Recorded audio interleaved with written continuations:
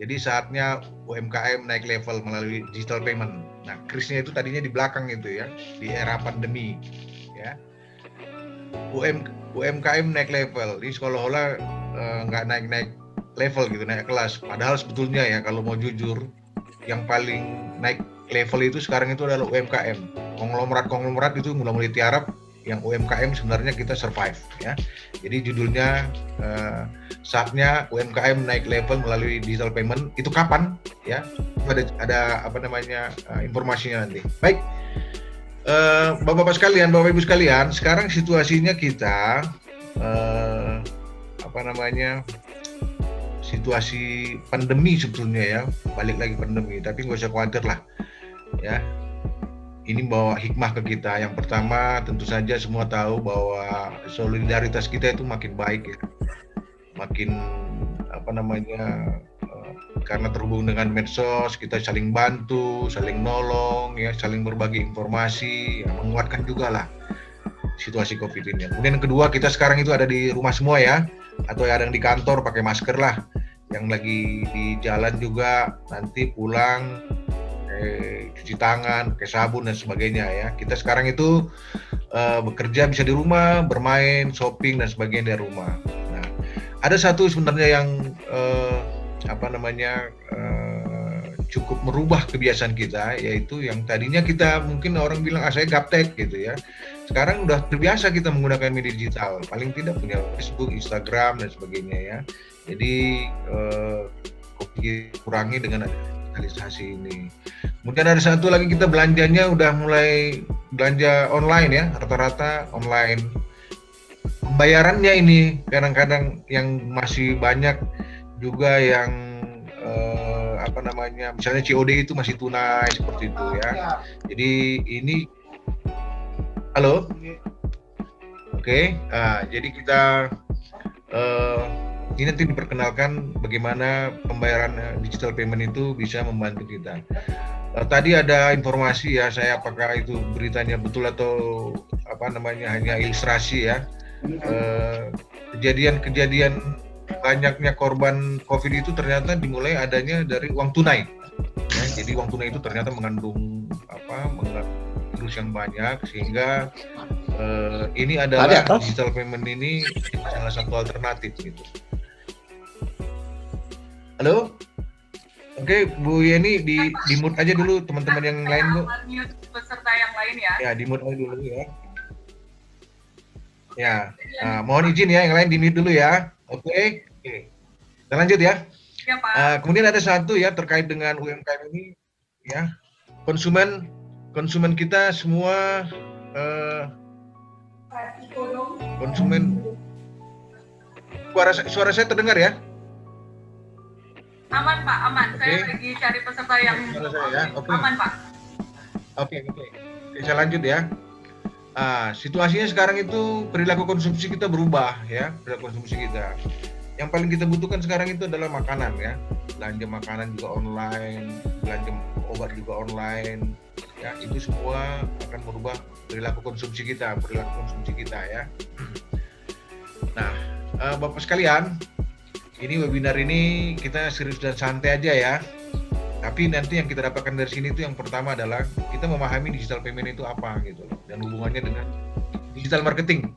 Saya percaya di peserta-peserta ini, kawan-kawan, teman-teman semua di sini banyak yang menjadi pelaku digital marketing ya, punya web, punya Instagram, punya YouTube, ya, berjualan secara online ya, itu digital marketing. Perkenalkan digital marketing. Ilmunya banyak sekali nih digital marketing ini. Kemudian nanti kita juga yang kedua memahami regulasi dan teknis operasional dari digital payment ini, KRIS ya, QR Indonesia Standard. Memahami regulasi. Jadi karena di transaksi keuangan ya, tentu dibutuhkan yang namanya aturan yang dibuat oleh pemerintah, dalam hal ini Bank Indonesia. Nah, yang ketiga nanti mudah-mudahan kita bisa menggunakan KRIS ya, menggunakan KRIS. Paling tidak kita sebagai customer ya, pemilik OVO, GoPay, M-Banking, itu kita bisa scan ke KRIS ya. KRIS itu untuk merchant ya, untuk merchant. Jadi UMKM itu adalah merchant. UMKM yang katakan belum punya KRIS atau pingin punya KRIS, nanti kita bisa diskusikan ya. Kita bisa bantu mendaftarkannya ke salah satu e-money atau bank Oke, Bapak sekalian, ini sekilas saja ya, sekilas ya. Istilah-istilah ini sudah kita setiap saat ya, setiap hari ya. Digitalpreneur, entrepreneur dan sebagainya. Itu semuanya adalah terkait dengan kewirausahaan ya. Bisnis proses terkait dengan bisnis proses. Kemudian, nah ini dia digital marketing. Digital marketing ini paling banyak sekarang ya, dan ini paling menolong sebenarnya. Hampir semua usaha itu jika menggunakan digital marketing, biasanya salesnya naik. Ya, kita menjual sesuatu dengan digital marketing itu salesnya naik. Nah, ada yang satu proses yang menurut saya itu ternyata penting, yaitu digital payment. Setelah kita melakukan digital marketing, ujungnya apa? Ujungnya adalah transaksi kan, transaksi atau menggunakan mobil payment kah? Ya, sekarang ini menggunakan payment. Kalau fintech barangkali ini istilah-istilah yang sudah biasa ya. Saya nggak bahas itu.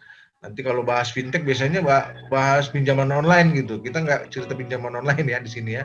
Oke, next. Nah ini juga sekilas ya.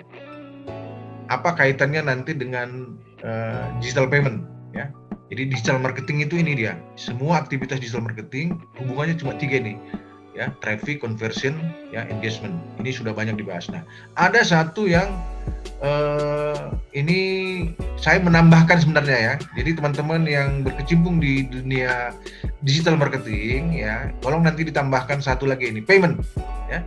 Jadi ketika 3 hal penting ini berjalan, ujungnya adalah bagaimana kita menggunakan payment itu. Paymentnya dalam hal ini mobile juga ya. Jadi payment itu kita menggunakan handphone, gadget ya. Nah, itu yang namanya digital payment ya. Next. Nah, ini dia.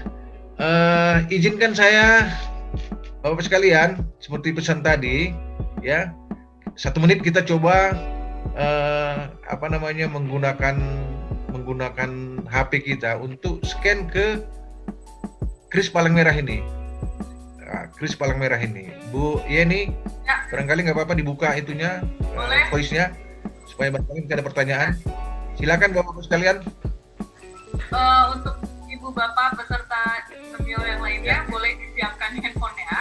Kalau yang online-nya menggunakan PC atau laptop.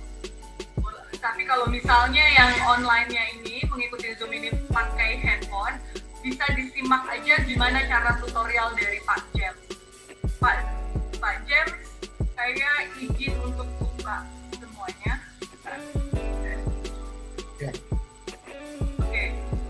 Ya, silakan dibuka. Mungkin ada yang teman-teman yang mau mau menanyakan sesuatu dulu. Apakah bisa atau nggak bisa atau belum pernah gitu loh. Silakan. Kita sama-sama buka handphonenya. Kita buka handphonenya. Ya. Oh iya Pak James, saya mau nanya dong. Kalau misalnya Kris ini, kita bisa cari di App Store atau Google Play Store nggak sih Pak? Bisa nggak seharian, bisa lihat barang. Oke, enggak, gini. Jadi Kris ini itu bukan aplikasi ya. Kris itu bukan aplikasi. Dia ini macam interface yang dibuat oleh Bank Indonesia. Ya, jadi kalau aplikasinya itu ada di masing-masing user, di masing-masing e-money seperti OVO, GoPay dan sebagainya ya. Nah, itu aplikasinya di sana. Hanya interface ya.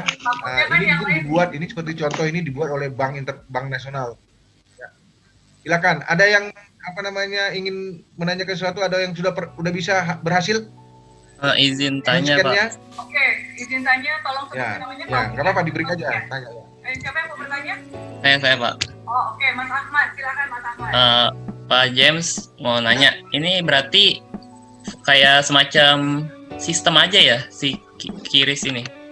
Si Kris ini. Ya. Oh iya. Ya. Terima kasih Pak. Oke, jadi Mas Ahmad Ramadhani ya.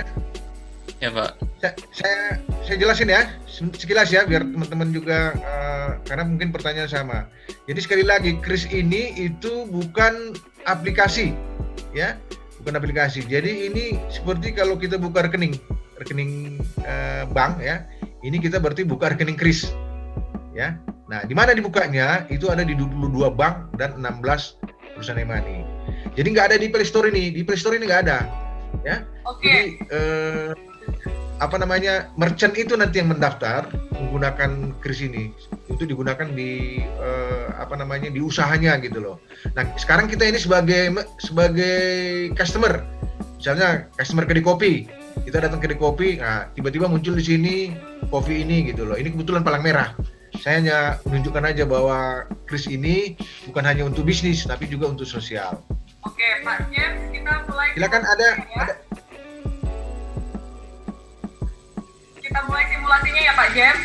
Jadi untuk untuk teman-teman yang ada di sini bisa coba simulasi dengan ada di layar, ada QR code-nya, bisa di scan, itu scannernya ada aplikasinya ada di handphone, aplikasi scanner, dan habis itu kita scan barcode yang ada di layar. Setelah itu copy text dan buka.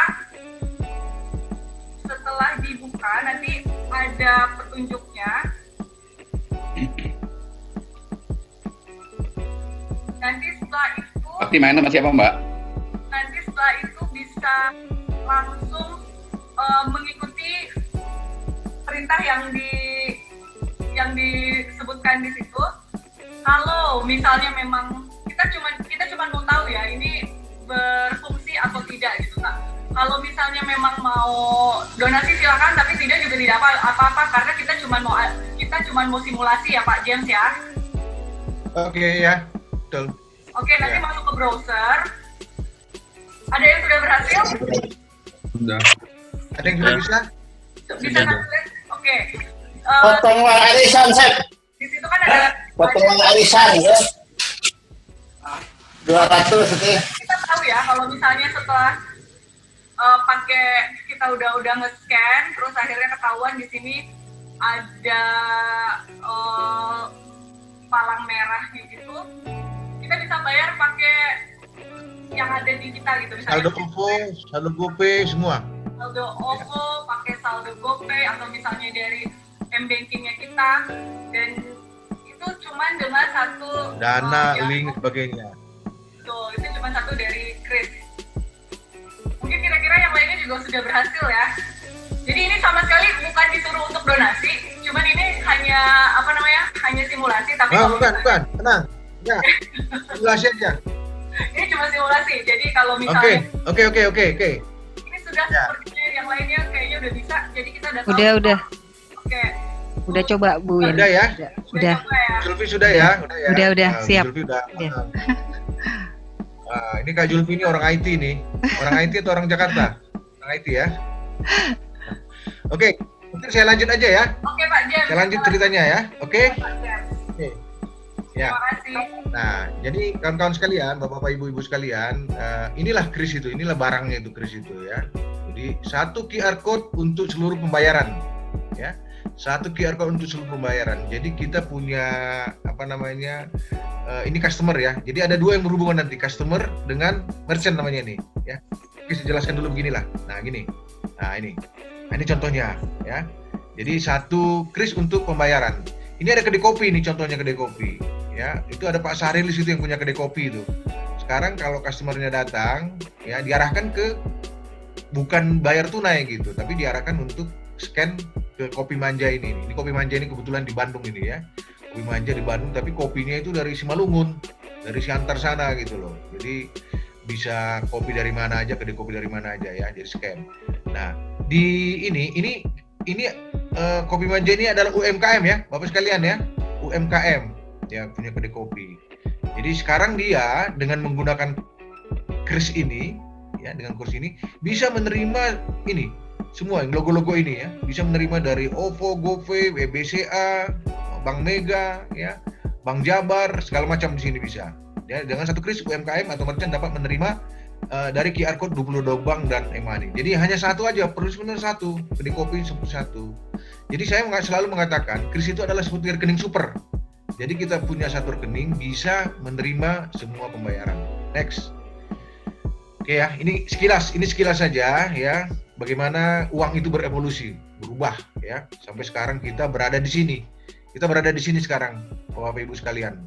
Kita berada di sini sekalian ya, electronic money. Kita nggak tahu nanti ke depan seperti apa. Kalau cryptocurrency ini memang digital juga, cuma secara regulasi dia di Indonesia itu masih didiskusikan, ya, cryptocurrency ya, crypto money, blockchain dan sebagainya. Sekarang kita masuk di sini aja gitu, ya. Nah, ketika kita bicara uang elektronik, ya, maka penggunaannya itu tentu saja cashless ya, non tunai gitu. Ketika seluruh kompetitor memakai strategi marketing yang sama, maka satu-satunya cara untuk menguasai pasar dan memenangkan persaingan adalah dengan menggunakan keterampilan monetizing. Ya, monetizing. Nah, ini nanti ada hubungannya ya, yaitu mengubah sesuatu untuk berharga menjadi berharga atau keterampilan untuk mengubah suatu model bisnis, memberikan pendapatan yang maksimal. Ya, harapannya kris ini ya, karena semuanya tercatat dengan baik, itu kita bisa melihat monetizingnya dari usaha kita di UMKM itu ya. Nah, baik, ini saya perlu ceritakan ini ya, uang elektronik itu saya percaya dari semua peserta di sini sudah punya uang elektronik, apakah di OVO, GoPay, Dana ya, Link Aja, macam-macam, ada 16 e-money ya yang sudah ada krisnya gitu. Jumlah e-money di Indonesia sendiri itu ada 51 ya, tapi yang sudah ada krisnya itu ada 16. Kalau bank ada 22. Nah, e-money yang kita kenal sekarang ini, kalau orang Jakarta kenal e-money yang chip base, yang pakai kartu ya. Yang pakai kartu itu biasanya digunakan di tol atau bayar-bayar di mana? Di gerai-gerai retail ya. Nah, kemudian yang kedua, e-money itu ada dua, itu server base. Server base itu yang nggak ada kartunya.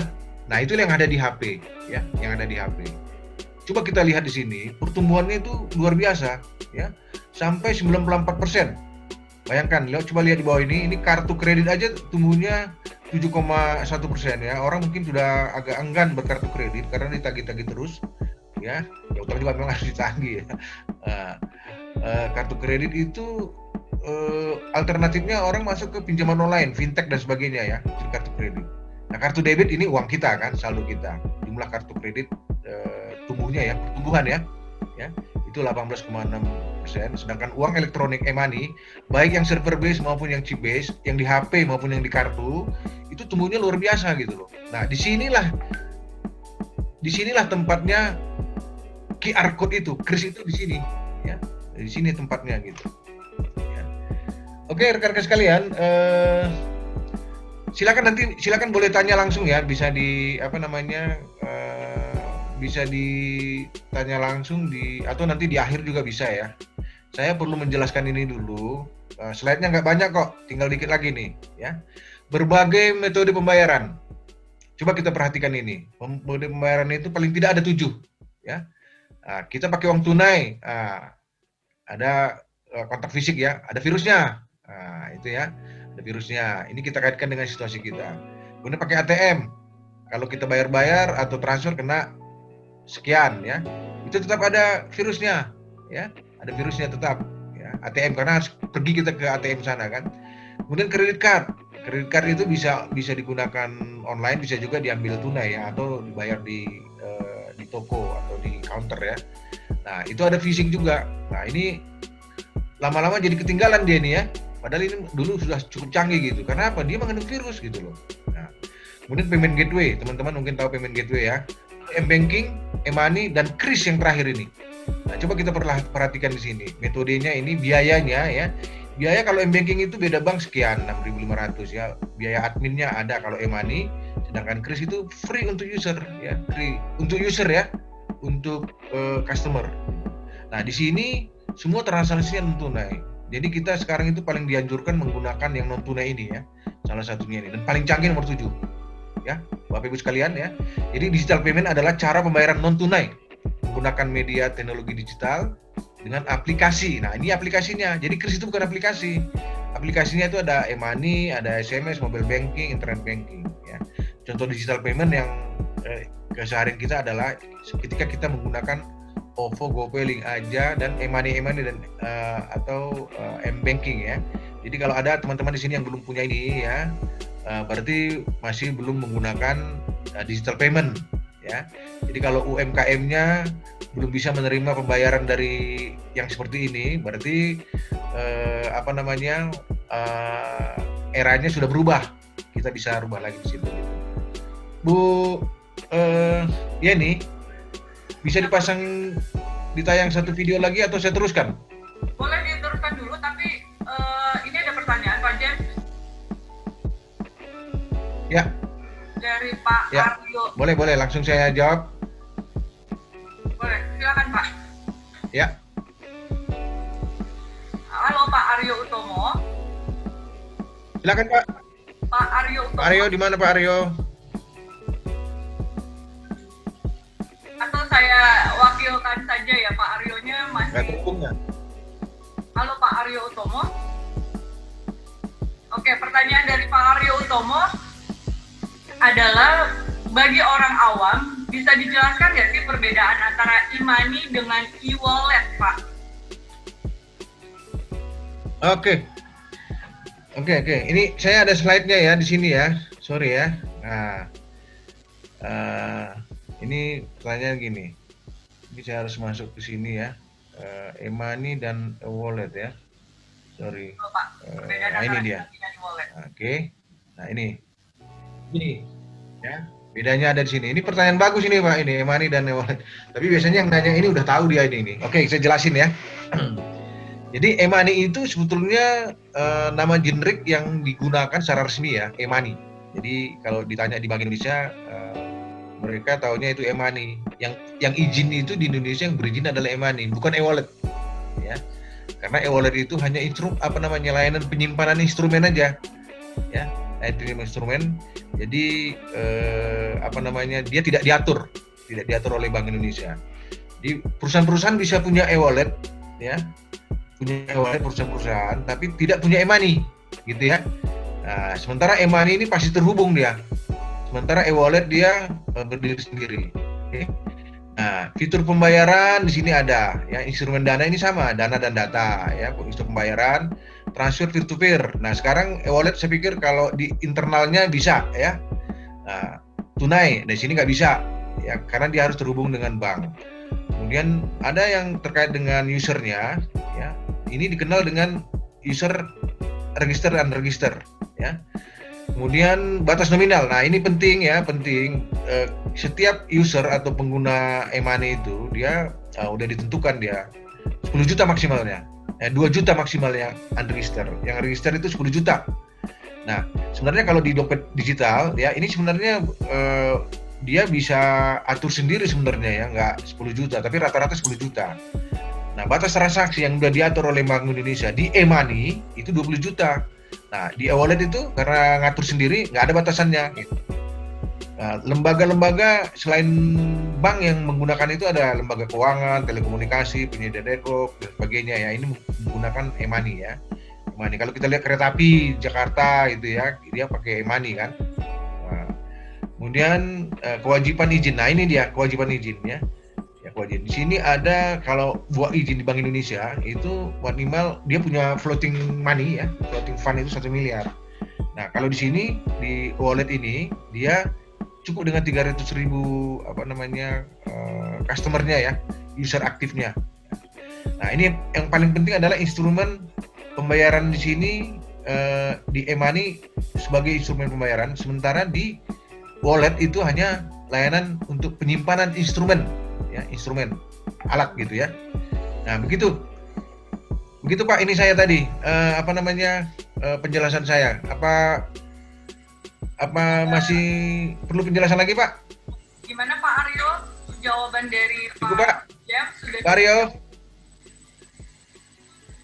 Halo Pak Aryo, jadi tadi Pak Aryo. Oh, kata Pak Aryo, terima kasih Pak. Oke, jadi bedanya uang e-money dan e-wallet itu sudah dijelaskan oleh Pak James. Salah satunya adalah kalau e-money ada batas transaksi bulanannya, sementara e-wallet tidak ada gitu kan. Dan kalau bidang usaha di lembaga selain banknya, kalau e-money keuangan, telekomunikasi, penyedia network, transportasi publik dan lain-lain. Sementara kalau e-wallet tidak ada. Oke, bisa dilanjutkan lagi Pak.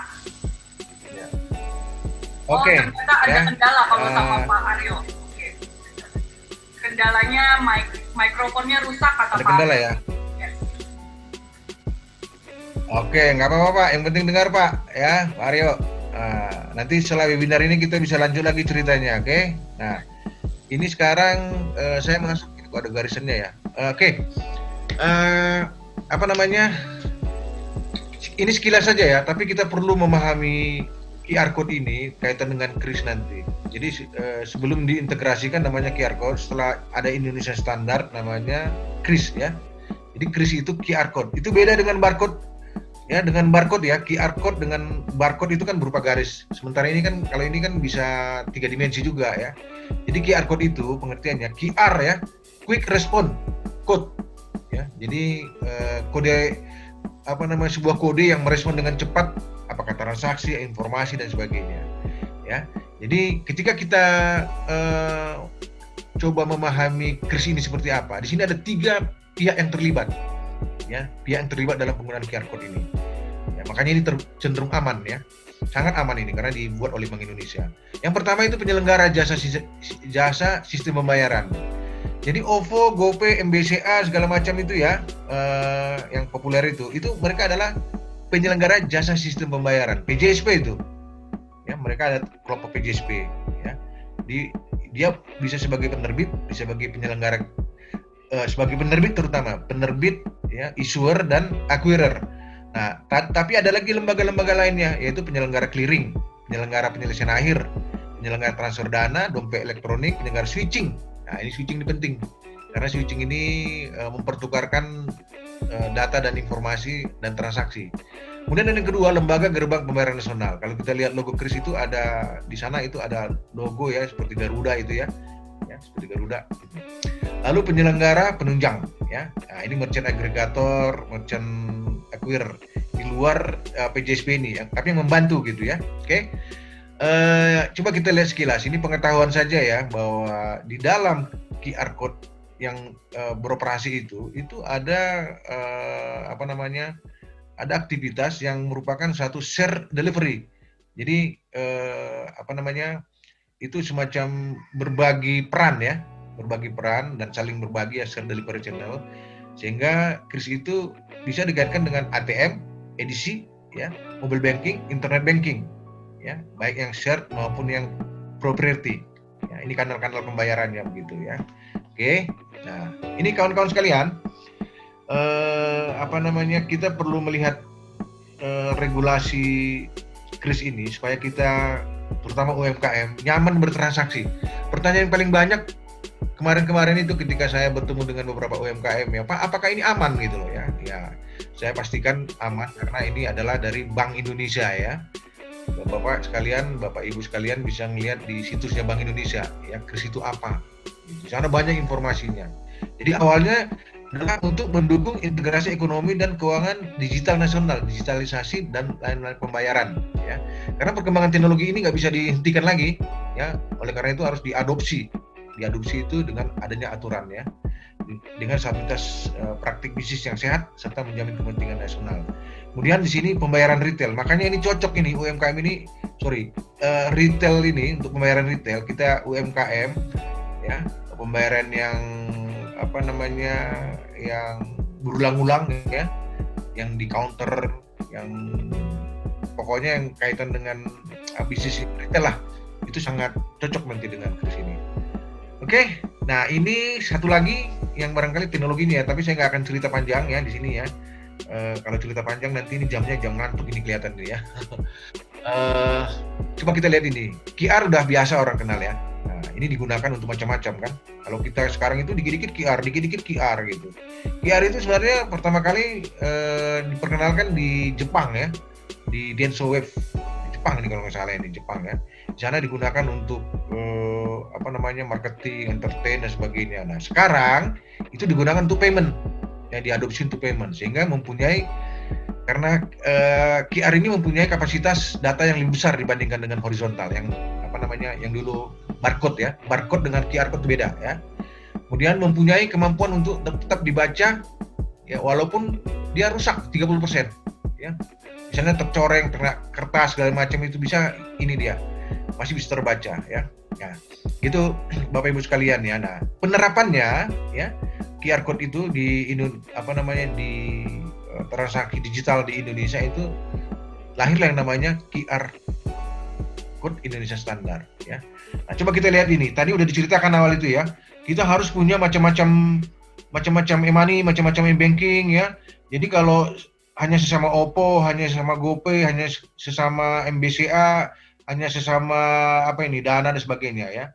Jadi kita ribet itu. Nah, oleh pemerintah disatukanlah yang namanya KRIS ya. KRIS unggul. Unggul itu artinya universal. Ya, universal, kemudian gampang. Ya, lalu untung dan langsung unggul ya. Coba kita lihat di sini. Jadi ini kok ada garis ini ya, yang tercoret tadi. Di sini kita lihat bahwa macam-macam PJSP tadi, perusahaan jasa sistem pembayaran itu sekarang berkolaborasi ya, interoperability, terhubung dengan semua PJSP yang lain gitu loh ya. Jadi udah nyatu dia. Jadi UMKM itu nanti hanya cukup punya satu itu aja, satu kris aja. Ini nggak usah banyak-banyak ya. Saya lihat di lapangan itu kadang-kadang ada yang satu, ada yang dua gitu ya. Satu dari bank, satu dari e-money, nggak apa-apa. Ya, yang penting jangan terlalu banyak nanti di mejanya itu sehingga sempit mejanya. Oke. Ini juga sudah. Ini tadi saya pikir sudah ya. Jadi Kris bukan aplikasi, sebagai user ini sebagai merchant nanti ini di merchant. Ini logo-logonya ini cukup jelas ini ya. Oke. Lalu ini dia customer. Tadi ketika uji coba tadi itu, ketika kita simulasi tadi, kita itu berperan sebagai customer sebetulnya. Ya, sebagai customer, pengguna. Ya, pengguna. Nah, pengguna itu ini tadi logo-logonya ada di masing-masing ini ada GoPay, ada Link Aja, ada MBCA dan seterusnya ya. Ada logo scan, tulis, ada pay, ada bayar gitu ya. Ini macam-macam nih ya. Nah, yang punya mobile banking atau mobile payment tinggal gunakan aja. Ya, datang bayar-bayar. Kemudian yang belum segera buka rekening di e-money dan di bank gitu ya. Nah, kadang-kadang buka rekening di bank itu agak lama ya. QIC-nya ya. Persyaratan QIC-nya sangat berlembar-lembar gitu ya. Kalau di e-money biasanya lebih pendek gitu. Ya. Makanya ada istilah user unregistered ya. User yang verified dan non verified. User basic. Ya, itu dia. Oke, nah ini sekarang Pak, kita katakan sekarang berposisi sebagai merchant. Saya ini pedagang kopi, saya buka warung bakso. Nah, ketika saya menggunakan Kris, apa yang bisa saya akses? Ya, UMKM. Nah, biasanya itu PJSP, perusahaan jasa sistem pembayaran itu, dia akan memberikan namanya aplikasi di HP ya. Jadi semua transaksi ini adalah di HP. Tapi ini bisa juga di web, di internet. Di web base ya, jadi based on web juga ada. Ada dua biasanya itu. Ada yang memang menyediakan hanya di web, ada juga di Android ya. Nah, jadi ini sisi ini ya, sisi merchant ya, sisi merchant kita sebagai pedagang ya. Nah, dia akan disediakan gini, sehingga kita bisa melihat histori transaksi kita setiap hari. Ya, masuk 1.000 perak, 100 perak, 5. Ya tergantung, misalnya saya jualan bakso, ya baksonya 7.000 masuk 7.000, baksonya pesan 10.000 masuk 10.000, otomatis langsung dia masuk di sana. Bahkan kadang-kadang aplikasi di merchantnya ini ya, itu dia bunyi sendiri dia, ya, telah diterima 7.000 rupiah, nah, begitu, ya udah canggih sekarang ya. Oke. Ini satu lagi, tinggal sedikit lagi nih ya. Manfaat apa ini bagi merchant? Nah, sekarang kita posisi sebagai merchant Bapak Ibu ya. Kita sebagai pedagang ya, kita sebagai yang punya usaha. Yang pertama manfaatnya itu adalah mengikuti tren sehingga meningkatkan penjualan. Mengikuti tren aja sih boleh lah ya, tapi yang penting adalah menurut saya adalah penjualan ya. Meningkatkan sales gitu ya. Meningkatkan sales. Yang kedua, pembayaran secara higienis. Ya, higienis. Yang sekarang situasinya memang harus higienis ya. Kita hindarin virus. Lalu yang ketiga, transaksi tercatat dan masuk rekening ya, otomatis ya. Kemudian tidak perlu uang kembalian, bebas risiko pencurian dan uang palsu. Membangun kredit profile dengan mudah. Bu Yeni, ini tadi pertanyaan yang pertama tadi ya. Katanya apakah mau terima duit gitu ya kan, bantuan UMKM ya. Bantuan UMKM-nya nggak kita beri, tapi kita bisa dengan memiliki kris, karena transaksinya semua tercatat, itu bisa menjadi bahan kita untuk meminta kredit, mengajukan kredit ke bank, ya kan? Karena transaksinya real kan. Nah, kadang-kadang memang ada UMKM ya pencatatannya lemah sehingga kadang-kadang bank itu nggak ngasih. Nah, sekarang dengan punya kris, kita tinggal print aja itu transaksi kita, tunjukkan ke bank gitu. Kadang-kadang memang UMKM itu nggak punya rekening bank, ya nggak punya rekening bank. Nah, sekarang bisa pakai kris, ya pakai kris, kredit profile-nya tercatat. Ya. Oke, saat ini hampir 3,5 juta merchant di Indonesia telah merasakan manfaat menggunakan kris. Nah, bapak-bapak, ibu-ibu, apakah termasuk dari 3,5 juta ini? Ya kan? Nah, yang sudah menggunakan kris.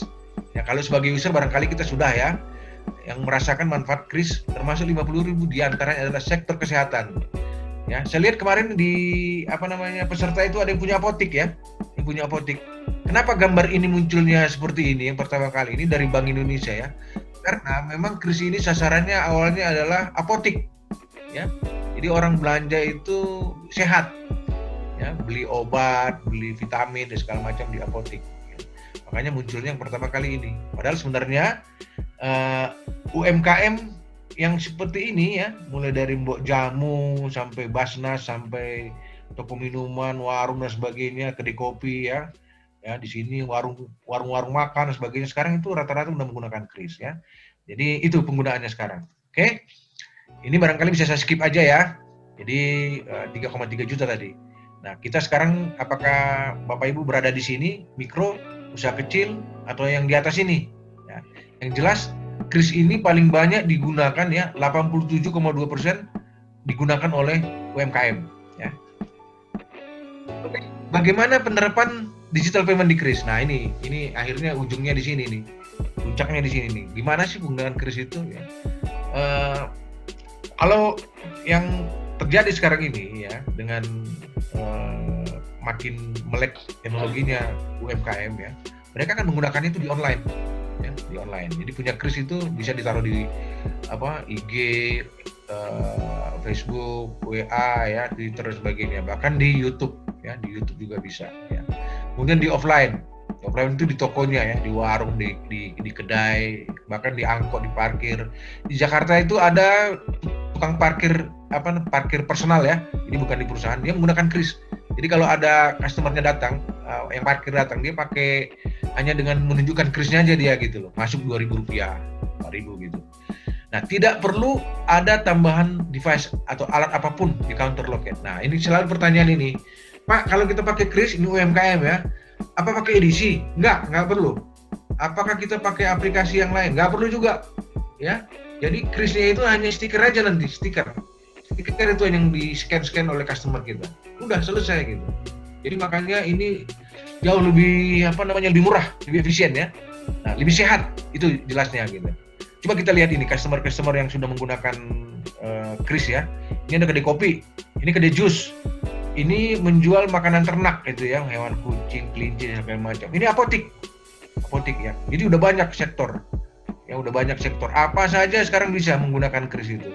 Jadi intinya kris itulah menampung semua pembayaran dari berbagai rekening bank dan e-money ya. Oke. Bapak Ibu sekalian, ini berita aja ya. Berita menguatkan kita bahwa selama corona ini ya, memang kita nggak usah nonton TV lah. Corona itu terlalu banyak, tahu corona juga nggak baik ya. Di India itu orang sudah mulai menggunakan ini semacam kris inilah ya. Mereka transaksinya udah digital. Nah, di Bandung ini selama pandemi jumlah merchant menggunakan kris di Bandung meningkat ya, di Bandung. Di Jakarta apalagi saya pikir ya, nanti akan menyebar sampai ke Aceh hingga Papua ya. Di Papua juga sekarang udah. Ini campaign dari Bank Indonesia ya. Mungkin ini penting juga bagi kita ya, bahwa digital payment ini bukan hanya sekedar bisnis tapi juga bagaimana supaya kita bisa lebih sehat ya. Ada 2 ya metode pembayaran menggunakan kris yang memenuhi protokol COVID-19 ya, untuk social distancing. Yang pertama, tatap muka dengan pedagang. Coba kita perhatikan ini. Jadi tatap muka dengan pedagang ya, hanya scan kris ini aja. scan ke sini ya. Jadi pembayaran menggunakan kris dapat dilakukan tanpa kontak fisik. Jadi nggak ada sentuhan ya. Pelanggan cukup scan menggunakan ponsel dan kasir cukup memantau status transaksi di aplikasi. Nah, ini sudah kita lakukan ya. Ini yang tatap muka, ketemu langsung ya. Nah, ini tanpa tatap muka ya. Tanpa tatap muka itu krisnya bisa dikirim melalui WA. Ya kan? Bayarnya saya pakai kirim kris ya. Ya. Oke, saya bayar ya Pak ya. Sekarang terima krisnya. Dan dibayar melalui dari HP-nya itu bisa di-scan nanti dari galeri ya. Jadi kris ditransaksikan tanpa tatap muka bisa. Itu tadi saya bilang, yang online tadi itu bisa di sini. Yang online. Oke? Nah, ini pertanyaan akhirnya di sini, ujung presentasi itu sebenarnya di sini Bapak sekalian ya. Kapan UMKM naik level? Nah, ini pertanyaan yang kok seolah-olah UMKM itu nggak naik level. Kalau menurut saya UMKM itu udah naik level sebenarnya ya, cuma kita naikkan lagi. Saya membuat peringkat di sini tingkatnya cuma 4 ya.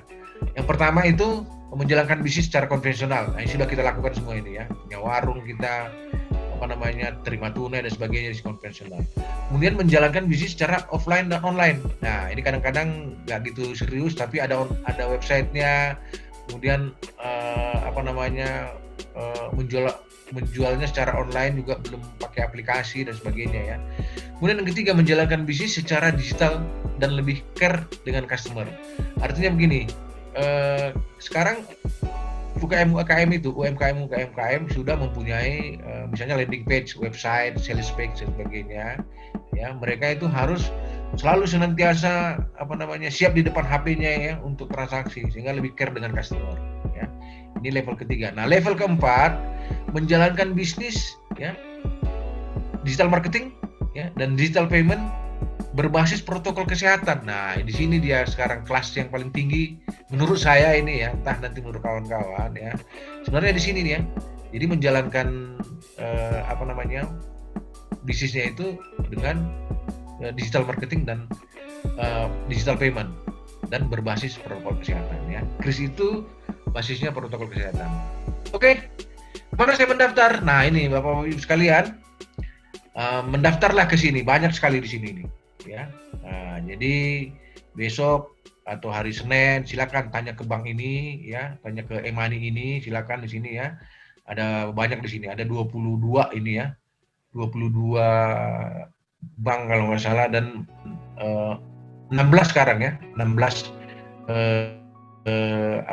e-money ini. Di sini mudah hadir dari Netsme ya e-money Netsme ya, karena CEO-nya kebetulan teman saya itu ya. Nah, saya itu dari sini, dari Gudang Voucher.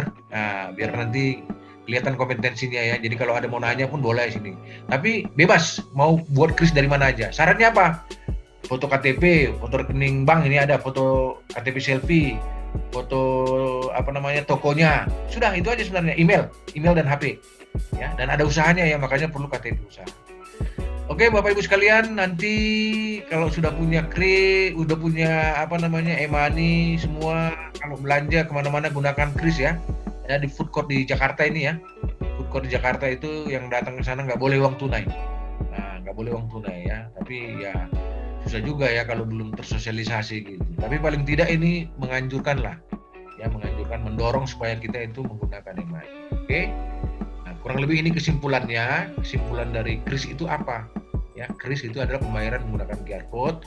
Salah satu fitur metode pembayaran digital sehari-hari yang terintegrasi di aplikasi mobile banking kita ya. Semua kita rata-rata udah punya e-money dan mobile banking ya.